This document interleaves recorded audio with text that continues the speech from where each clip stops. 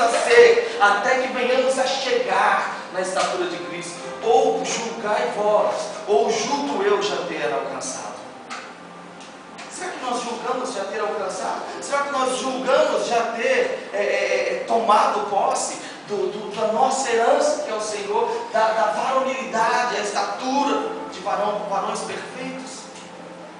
Sabe, é com isso que eu não me conformo. Se Paulo olhou e falou, irmãos, não vamos nos conformar com essa velha natureza dentro de nós, que impera dentro de nós, e que a carne, ela é tirana. A carne, ela é tirana, ela te obriga, ela te impõe. A alma, ela é tirana, ela te impõe. Quando a vontade vem, quando o desejo vem, quando você não quer orar, quando a tua alma não quer adorar, quando a tua alma não quer se trancar num quarto, ela é tirana em te constranger a não fazer isso. Mas eu decidi não me conformar mais com isso. Eu decidi não me conformar mais em viver uma vida, eu vou lá, adoro um pouco, eu tenho um pouco. Não pode mais ser assim. Não pode.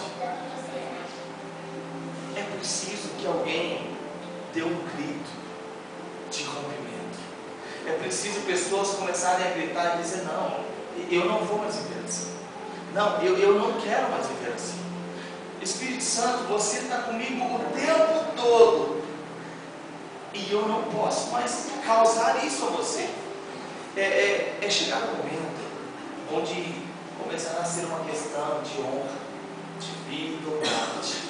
Ou pessoas começam a gritar e a se conformar, a se tornar desesperados pela manifestação de Cristo, da manifestação da glória na nossa vida, ou nada mais vai acontecer. É um fato, nós estamos comentando isso esses dias. Houve um derramar por um período na nossa vida. Houve um derramar por um período nessa nação. Houve um derramar de Deus, incrível. Olha, se você colocar de 1995 até o ano de 2005, 2006, foram 10 anos onde o que Deus fez nessa nação, ao redor dessa nação, o que Deus liberou através de homens, mulheres, ministérios, ministros, foi uma coisa incrível. Essas mesmas pessoas que foram levantadas por Deus, nem elas mesmas estão andando naquilo que elas foram levantadas. Por quê? Porque aquilo foi um levantar de Deus, e Deus liberou sementes. Sabe por quê?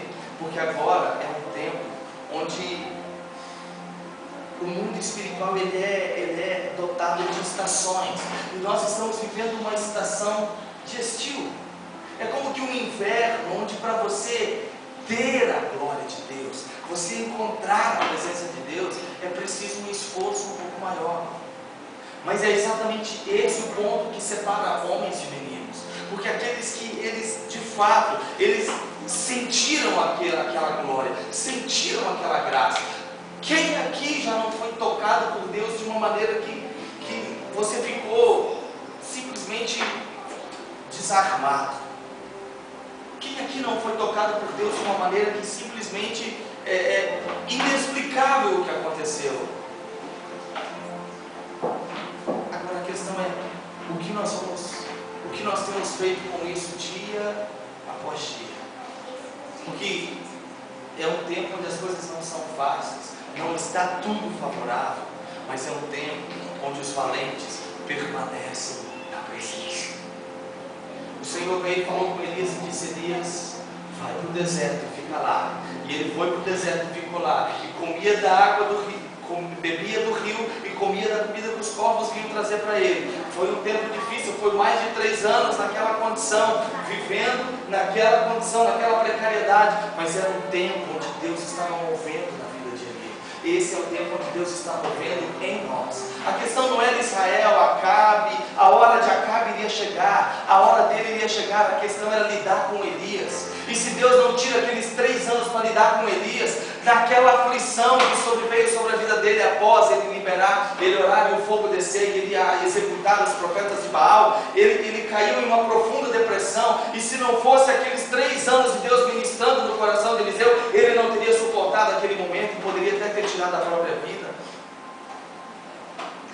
estamos por viver um momento único, ímpar, singular na face da terra, desde que Deus criou isso aqui tudo.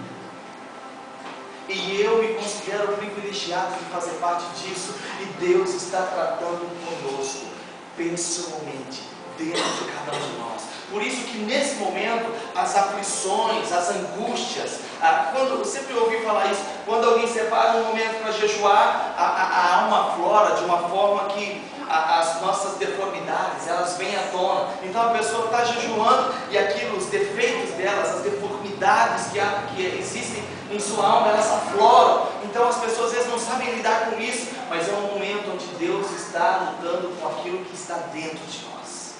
Porque breve, amado, querendo você ou não, chegará um momento onde você não vai mais lidar com você mesmo, onde a questão não vai mais ser você com você mesmo. Davi entendeu isso, e ele viveu, lutou com muitas coisas internas consigo mesmo.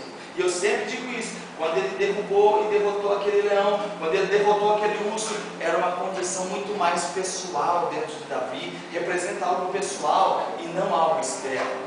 Porque não havia ninguém ali para bater palma e aplaudir. Puxa, Davi, parabéns, você derrotou um leão hoje, você derrotou um urso hoje.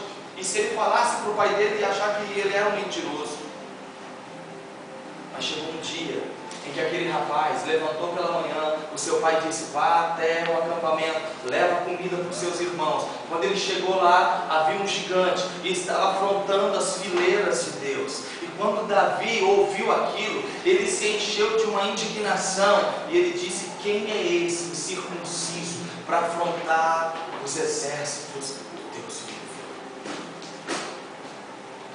Mas para Davi dizer aquilo a respeito daquele gigante, ele já havia dito a mesma coisa a respeito daquele urso, ele já havia dito a mesma coisa a respeito daquele leão, ele já havia dito a mesma coisa: quem é você, urso, para vir tocar nas ovelhas do meu pai? Quem é você, leão, para vir tocar nas ovelhas do meu pai? Sabe, hoje é o momento onde você não deve mais se conformar com os ursos e leões que tentam vir roubar apenas ovelhinhas na sua vida, apenas coisinhas, tempinhos, picuinhas na sua vida. Vocês já não ouviram falar que as raposinhas fazem mais mal à vinha do que as grandes? É tempo de alguém começar a se indignar consigo mesmo e começar a levantar e a dar a Deus um grito de repúdio, um grito de renúncia, um grito de não mais, não mais, não mais. Ou eu sou do meu amado, ou não existe nada disso aqui. Porque isso pode ser um tipo de loucura, pode parecer loucura, pode parecer uma coisa um pouco, um tanto quanto doida demais, é muita coisa. Mas creia que alguém hoje está tomando uma decisão assim. Alguém em algum lugar hoje toma uma decisão assim. Alguém em algum lugar ao redor desse mundo amanhã tomará uma decisão assim. E talvez as pessoas que tomarão esse tipo de decisão serão pessoas que nunca estiveram dentro de uma igreja, nunca ouviram um sermão. E o primeiro que eles irão ouvir, eles dirão: nunca mais torna a ser aquela mesma pessoa. E quando aquilo que reinava nela tentar se levantar, ela acabará e esmagará e cortará pela raiz. Enquanto que aqueles que estão na casa vão lidando paralelamente, com uma vida que é Deus, mas paralelamente eles ainda convivem com tantas coisas que não poderiam mais estar ali. E Paulo disse assim: olha, olhando, já era para vocês serem mestres, como ainda vocês ficam ainda às vezes só no leite? Eu estou dizendo isso para você, isso é a coisa que mais bate no meu rosto. Isso é uma coisa que fere o meu rosto. Isso é uma coisa que fere a minha personalidade, porque eu desesperadamente estou tentando ser um filho melhor do meu pai. O que vai acontecer? Como vai ser esse avivamento? Como as coisas virão suceder? Eu sempre digo isso. Isso não é importante, porque isso é plano dele. E o plano dele, ele executa como ele quiser. Agora, se ele me inseriu, se ele me chamou, se ele disse: anda comigo, e eu estou aqui, estou dizendo, eu estou andando com ele, eu não quero mais andar